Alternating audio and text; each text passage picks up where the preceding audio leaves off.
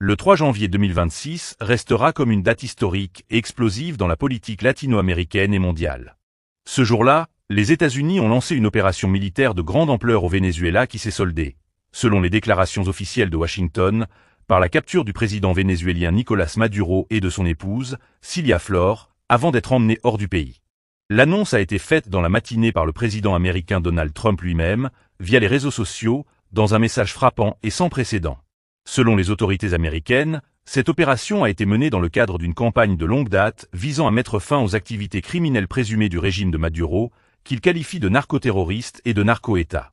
Washington accuse Maduro et plusieurs responsables de Caracas de diriger des réseaux de trafic de drogue internationaux, notamment via la fameuse organisation connue sous le nom de Cartel de Los Sols, littéralement le Cartel des Soleils, qui serait un groupe criminel composé de militaires et de dirigeants politiques vénézuéliens impliqués dans l'acheminement massif de cocaïne vers les États-Unis. Avant même cette opération spectaculaire, la justice américaine avait déjà inculpé Nicolás Maduro sur la base d'accusations très graves.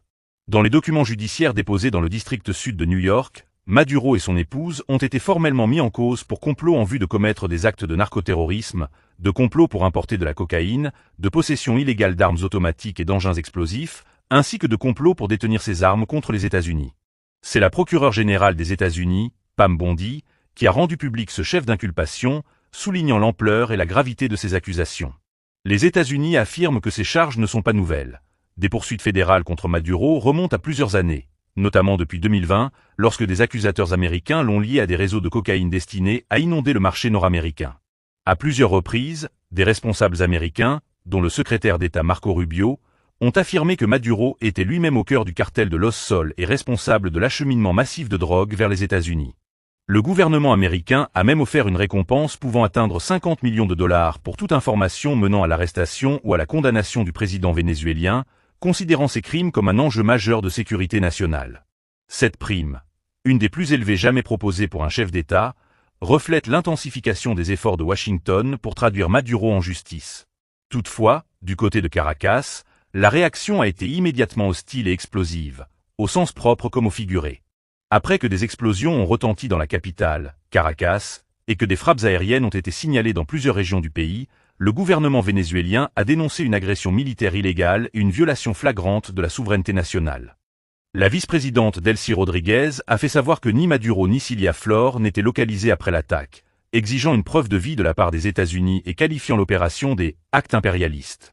À la suite de ces événements, la Colombie a déployé des troupes à sa frontière avec le Venezuela par crainte d'une crise humanitaire ou d'un afflux de réfugiés et la communauté internationale a réagi avec alarme et division.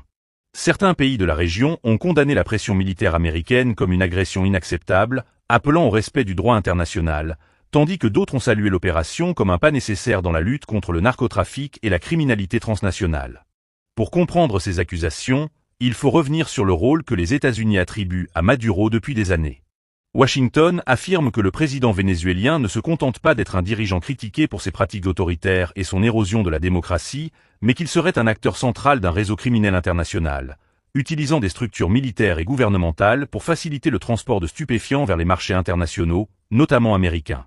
L'ingérence de groupes criminels comme les Revolutionary Armed Force of Colombia, FARC, et le rôle potentiel d'autres organisations ont également été évoqués dans des dossiers antérieurs de justice américaine, où des anciens responsables vénézuéliens ont plaidé coupables à des charges liées au trafic de drogue. Dans les semaines qui ont précédé l'opération du 3 janvier 2026, les tensions entre Washington et Caracas avaient déjà atteint des niveaux extrêmes.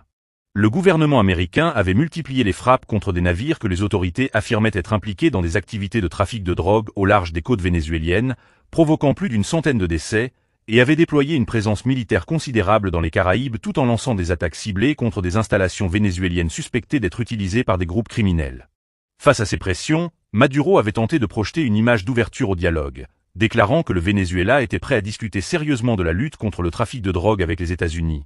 Mais il avait également dénoncé les actions américaines comme une stratégie pour renverser son gouvernement et s'emparer des riches ressources pétrolières du pays, le Venezuela possédant les plus grandes réserves de pétrole prouvées au monde.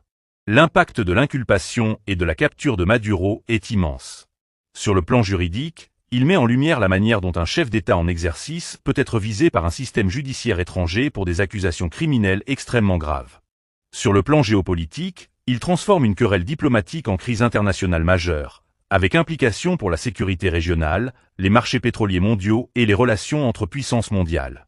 Enfin, sur le plan humain, ces événements surviennent alors que des millions de Vénézuéliens continuent de vivre dans une crise économique et sociale profonde, marquée par des pénuries, des migrations massives et un climat d'incertitude permanente.